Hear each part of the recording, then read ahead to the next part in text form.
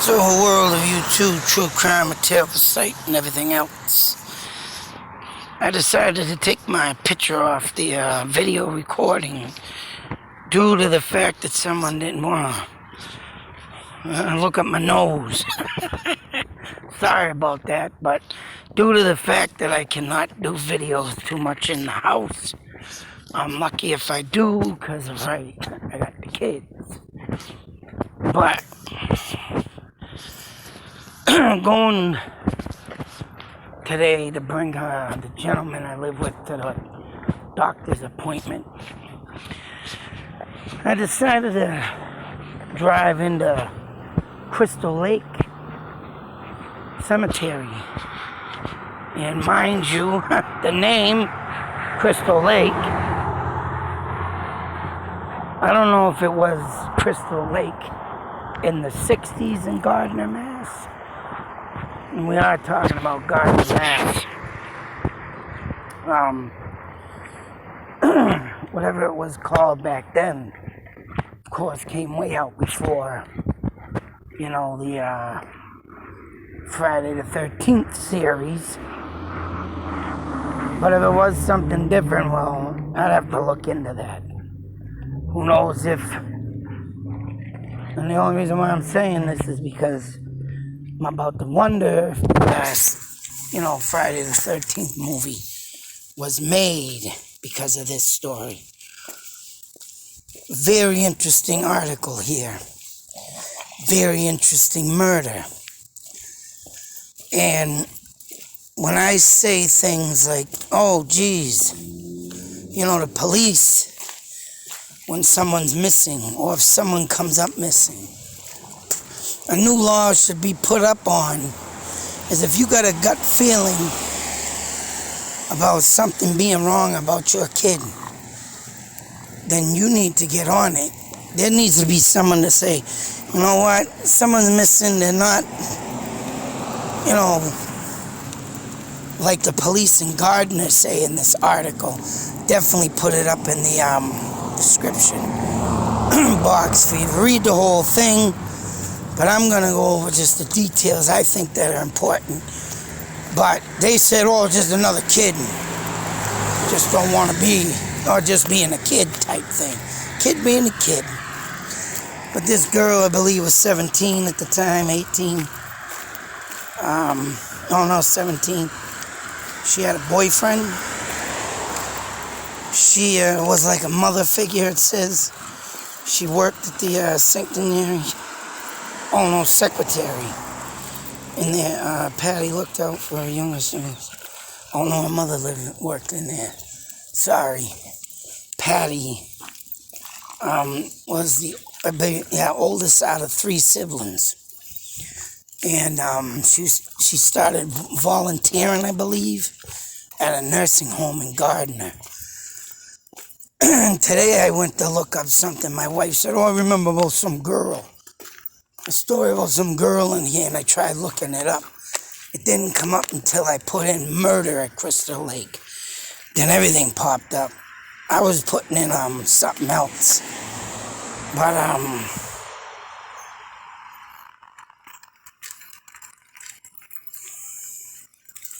what had caught my eye, and the person has never been caught. And I said this before, and this obviously, I think, has a huge connection in the 1973 murders around my way in Fitchburg. I also believe, because of what they said, and I'm getting chills up my spine, that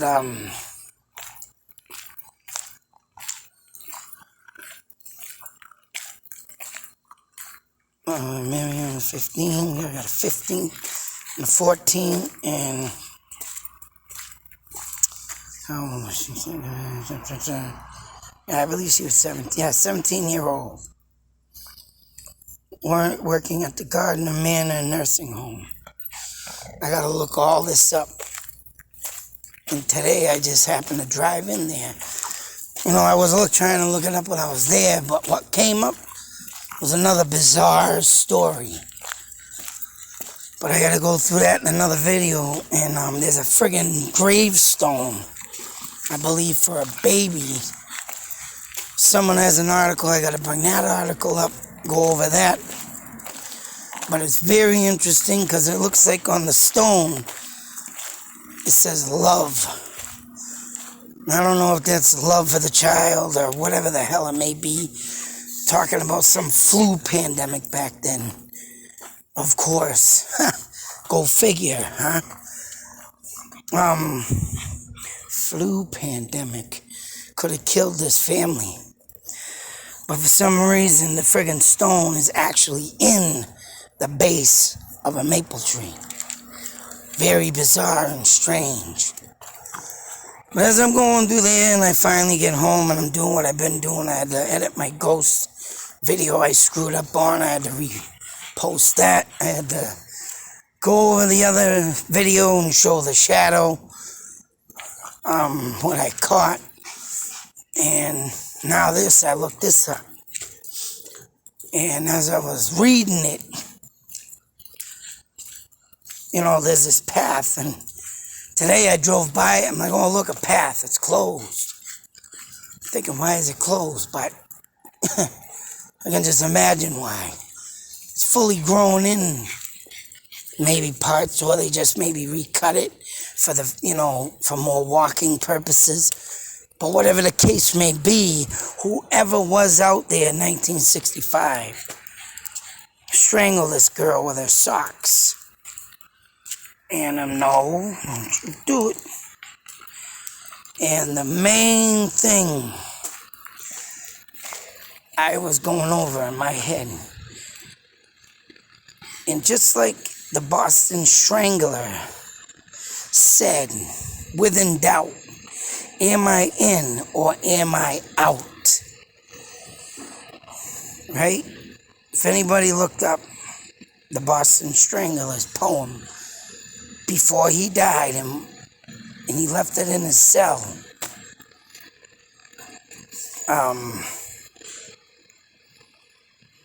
but as I say, Patti was found in the woods 300 feet from the water pumping station at the foot of Haywood Street, regularly 30 feet off the path from the old trail. I ran close to the shore of Crystal Lake. This path is described as starting behind the Elks home, Park Street. I gotta look through all of this. And I will be going there to do a ghost summoning. But what really caught my attention,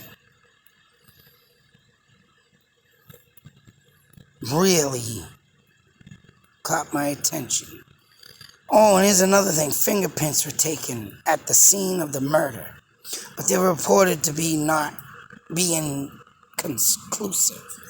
Here's another investigation that was wrongfully done.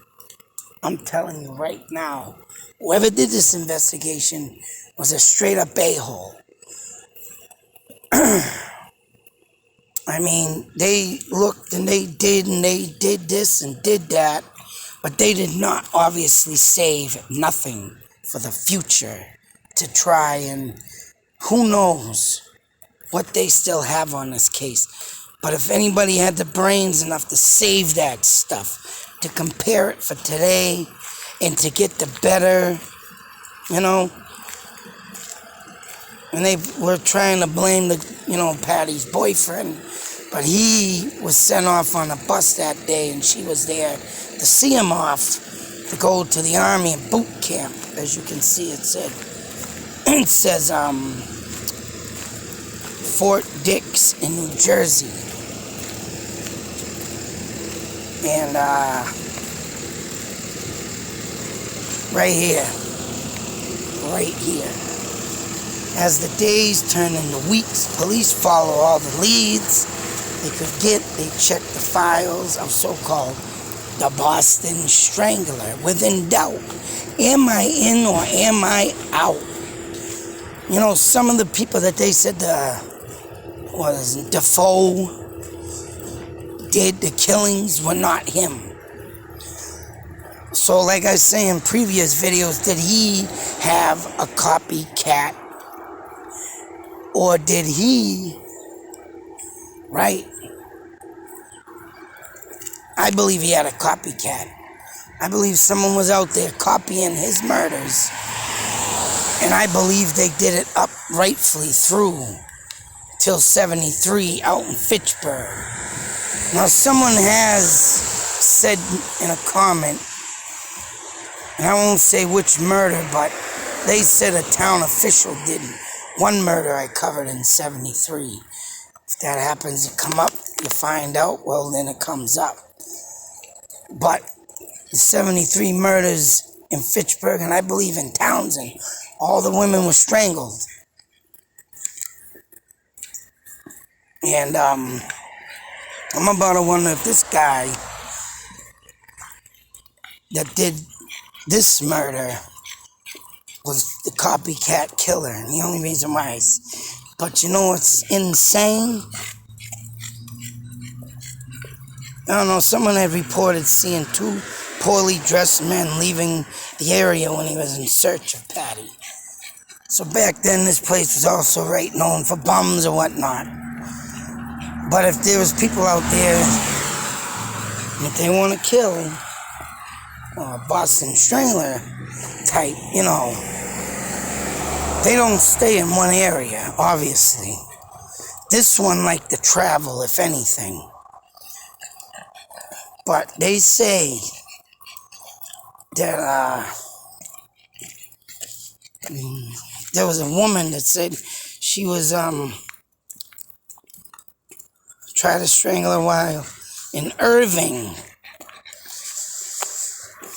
around this time. So, you know, the Boston Strangler is in Boston. And, you know, that don't mean that someone won't try and, you know, come on up and kill somebody, you know, and go to another town and travel, right?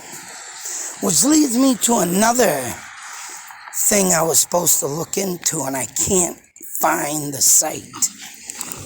And it was a state trooper out in Rutland off of Route 122 that was shot and killed by a random pullover check. And the people shot him. And I'm about to wonder, putting two and two together, that if, you know, this was a serial killer going through, right, another serial killer. And I'm about to wonder too, man, because back in them days, you know, people just roam, like I say. I was saying at the train station, being a hobo, jumping on trains and traveling from town to town, city to city, state to state. That could have been one of them too. Hooked up around here, liked what he see, turned out to be a serial killer, you know?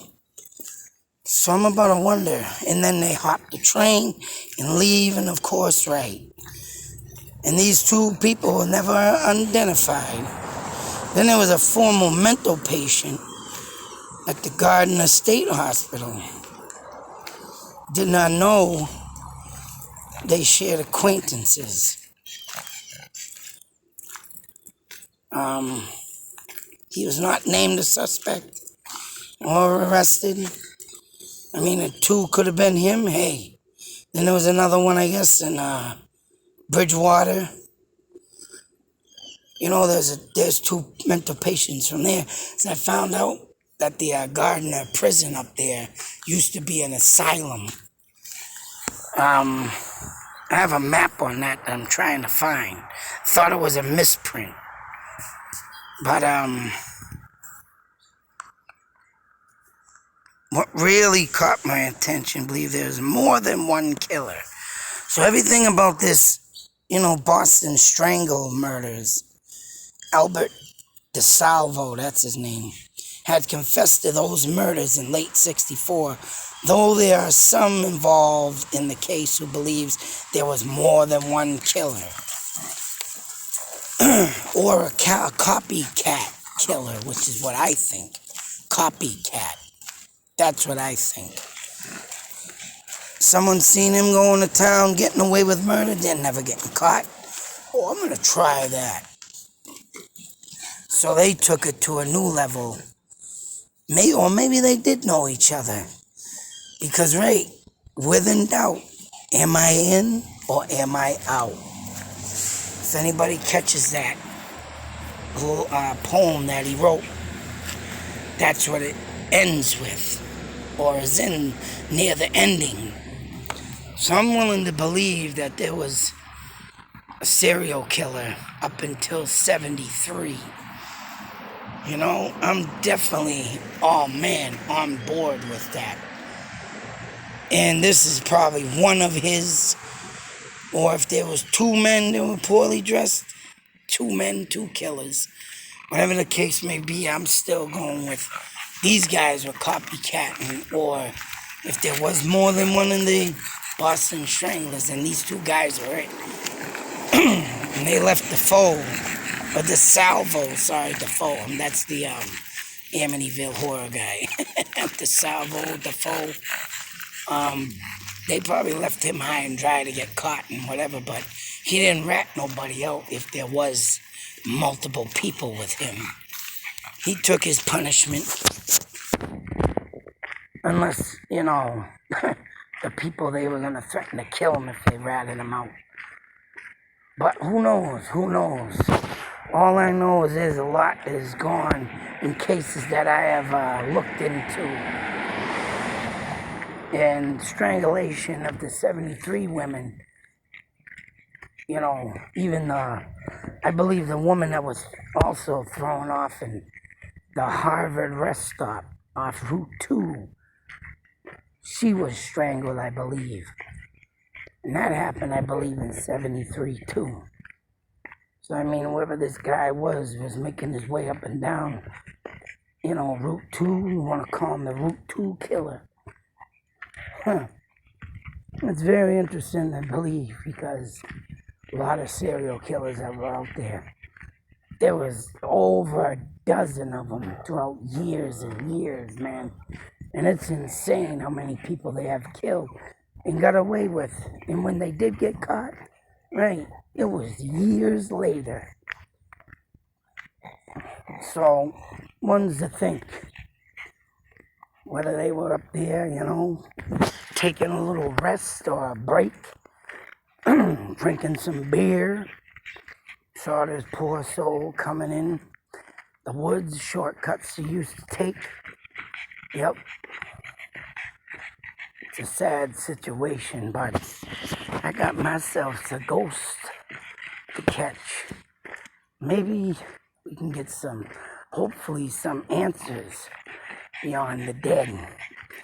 Although when I went to go out there, and I gotta go back out there this December, back out to Swampscott, check out that site that I did, because when I did it this round, I got an evil spirit there, and I ended up with a bloody nose right after that same night I did that. So I don't know what the hell was there, but I gotta go back on the day. That was the damn it, what the hell is his name? The baseball, the Henry case. So I'm gonna be heading back out there in December with my new camera. It's like the stuff I caught at the station. I even caught it with the new camera. Guts to find and get the advocate for the dead. Hopefully I can be advocate for this girl.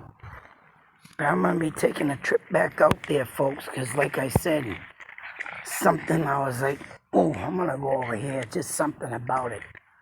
Just told me to go over there, and now I'm opening up this case again. And I've been up Gardner, and I used to work in the town, and for a year of the rubbish removal. Lived up there with my wife, because she lived up there for a while, and I never heard of this story, so she heard of it. And due to that, I just decided to look it up, and here it is. But something pulled me in that graveyard today, whether it was the little stone story I'm going to tell or this. Something I'm telling you right now, believe it or not, dragged me in there, so we're going to get up there and see what we can find. Till that next video, be safe, take care, and always beware, because people like this, that's right, never been caught, could still be living.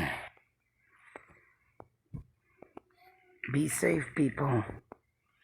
Always watch your backs. Out.